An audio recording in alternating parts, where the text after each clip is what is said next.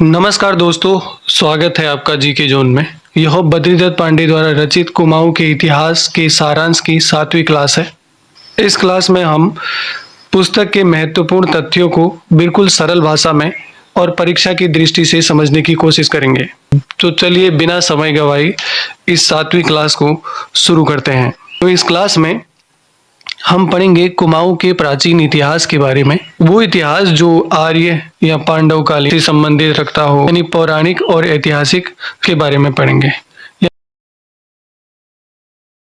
ऋग्वेदिक काल की बात हो रही है और ऋग्वेदिक काल में हिमालयी जो क्षेत्र है उसे हिमवंत क्षेत्र कहा जाता था। ये हिमवंत जो नाम है ये हिमालय के लिए प्रयुक्त होता था।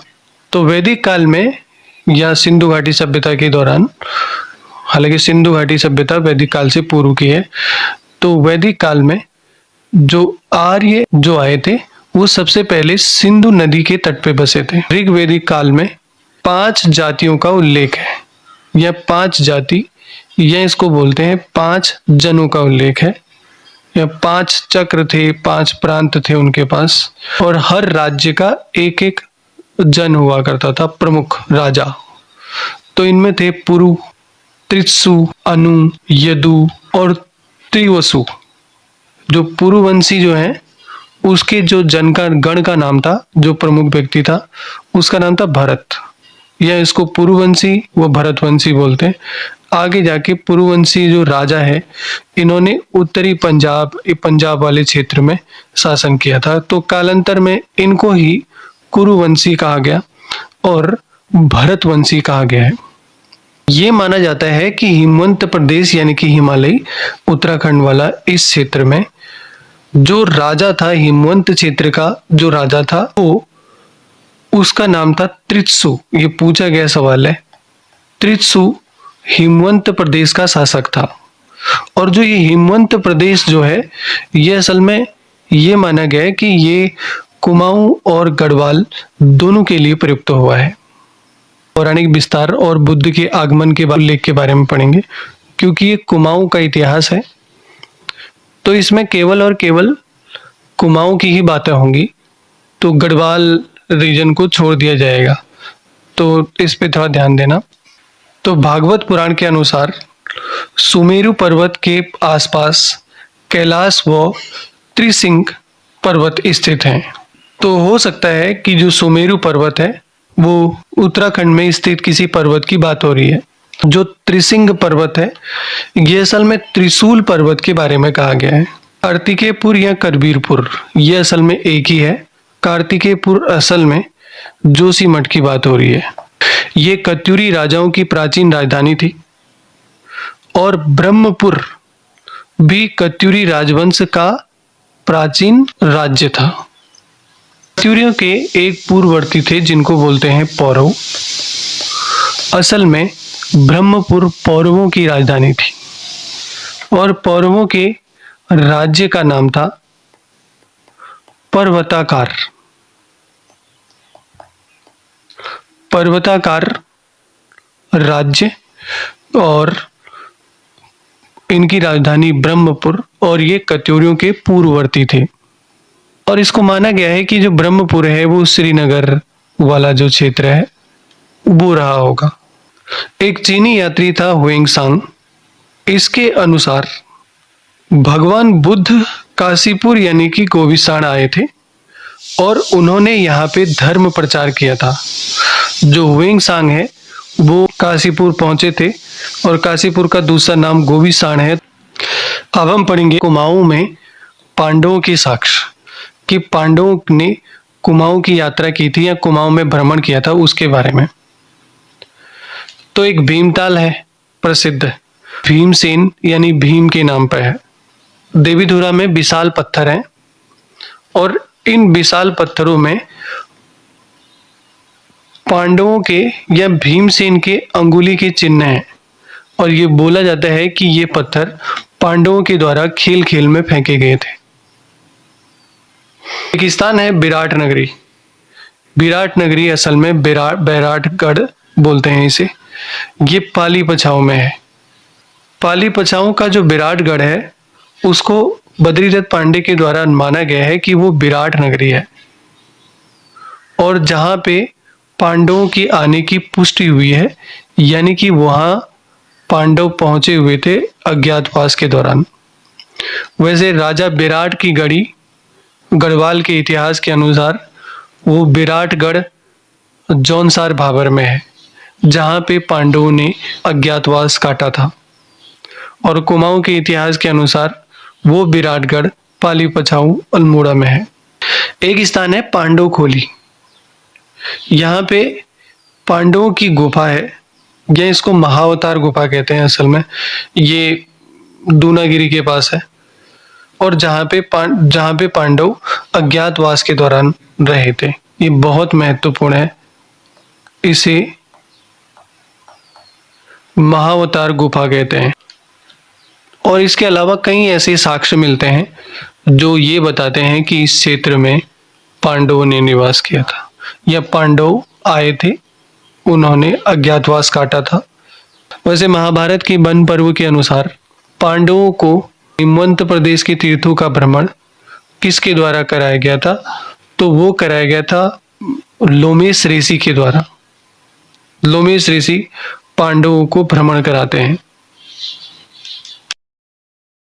शिव पार्वती या बाणासुर से संबंधित साक्ष्य के बारे में बात करते हैं, तो एक स्थान है यागीश्वर।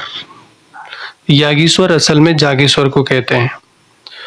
तो जब राजा दक्ष के यज्ञ में सती ने प्राण आहूत कर चुकी थी, तो भगवान शिव ने उसकी राख को लेकर यागीश्वरी पर्वत पर तपस्या की थी। इस कारण यहाँ पे यागीश्वर यानी जागेश्वर की पूजा की जाती है। तो हम बोलेंगे यागीश्वरी पर्वत पर झाकर सैम के पास भगवान शिव ने तपस्या की थी, और यहीं पे असल में कार्तिकेय का जन्म हुआ था।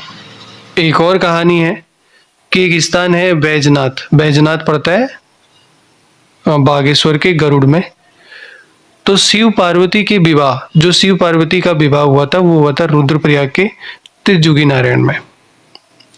शिव पार्वती के विवाह के बाद तो वापस आते समय जो शिव पार्वती हैं, वो गोमती और गरुड़ गंगा के संगम पर उन्होंने विश्राम किया था। ये बिल्कुल याद रखना, गोमती और गरुड़ गंगा के संगम पर उन्होंने विश्राम किया था। और गोमती और गरुड़ गंगा के संगम को कहते हैं बैजनाथ। इसके अलावा एक राक्षस था जिसका नाम था बाणासुर, और जिसको मारा था भगवान कृष्ण ने।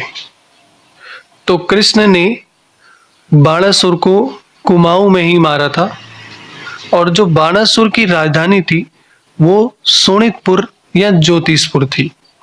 बाणासुर के बारे में अगर हम बात करेंगे, तो एक बाणासुर का किला है। बाणासुर का किला है चंपावत, और बाणासुर की राजधानी की बात करेंगे तो राजधानी है जोशीमठ या ज्योतिषपुर बोलते हैं। और बाणासुर का एक गढ़ भी है। तो बाणासुर के गढ़ की बात करेंगे तो बाणासुर का गढ़ कहा जाता है बामसु। तो ये शोणितपुर जो है बाणासुर की राजधानी, शोणितपुर भी कहा गया है। तो शोणितपुर असल में जो उखी मठ है उसका दूसरा नाम भी है, और बामसूगढ़ भी उसके उखी मठ के आसपास है। तो ये बाणासुर एक राजा था जिसकी राजधानी ज्योतिषपुर थी असल में, इसको याद रखेंगे, जिसका वध किया था कृष्ण के द्वारा। और उसकी एक दूसरी राजधानी भी थी जिसको बाणासुर का गढ़ बोलते थे, या शोणितपुर उसकी दूसरी राजधानी थी। मानसरोवर यात्रा मार्ग के बारे में पढ़ेंगे। तो मानसरोवर जो मार्ग है वो अभी तो वैसे लिपुलेख मार्ग से होता है, पर पहले बहुत से मार्गों से हुआ करता था। पर कुमाऊं में जो प्रसिद्ध मार्ग था वो लिपुलेख पास से ही होता था, मानसरोवर यात्रा। तो मानसरोवर यात्रा के जो पड़ाव थे, वो सबसे पहला पड़ाव वो था चंपावत में, जो गंडकी नदी है उस पे स्नान कराया जाता था। दूसरा लोहा घाट में लोहावती जो नदी है उसमें स्नान करके पूजा की जाती थी। तो पूजा की जाती थी कुर्मुशिला। कुर्मुशिला जहाँ पे कानदेव मंदिर है, कुर्मुशिला या कानदेव मंदिर, जिसके नाम पे कुमाऊं नाम पड़ा है, तो उस शिला की पूजा की जाती थी। फिर उसके बाद से सरयू नदी में स्नान के पश्चात जागेश्वर व पाताल भुवनेश्वर और बालेश्वर मंदिर के दर्शन किए जाते हैं। तो जागेश्वर मंदिर है वो अल्मोड़ा में है, पाताल भुवनेश्वर पिथौरागढ़ में है और बालेश्वर मंदिर चंपावत में है। तो बालेश्वर चंपावत में, इसको बिल्कुल याद रखना, और जागेश्वर मंदिर अल्मोड़ा में और पाताल भुवनेश्वर पिथौरागढ़ में है। फिर उसके बाद गौरी गंगा, जौलजीबी और गौरी गंगा के संगम पर स्नान करके फिर ब्यास आश्रम और चौदास पर्वत की यात्रा की जाती थी। और जो अंतिम है, जो भारत में अंतिम गांव था इसका, इस गांव का नाम है नवीडांग। तो इस गांव के बाद जो मानसरोवर यात्रा होती है वो तिब्बत में होती है। तो मानसरोवर मार्ग भी कुमाऊं का सबसे प्राचीन ऐतिहासिक साक्ष्यों में से एक है। और इसके अलावा कुमाऊं को मानस खंड कहा जाता है, और वो मानस खंड भी इसी मानसरोवर के कारण कहा जाता है।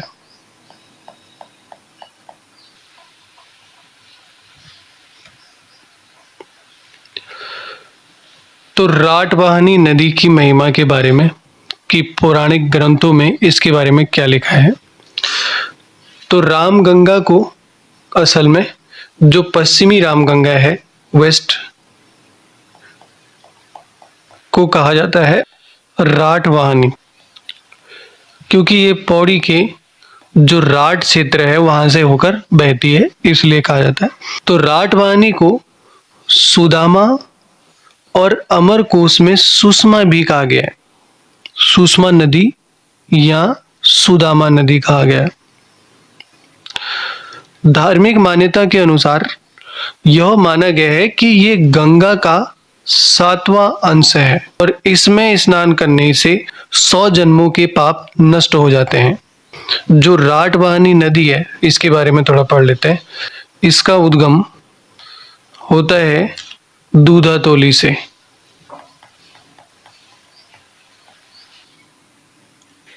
वीडियो पसंद आए तो लाइक, शेयर, कमेंट, सब्सक्राइब जरूर करें।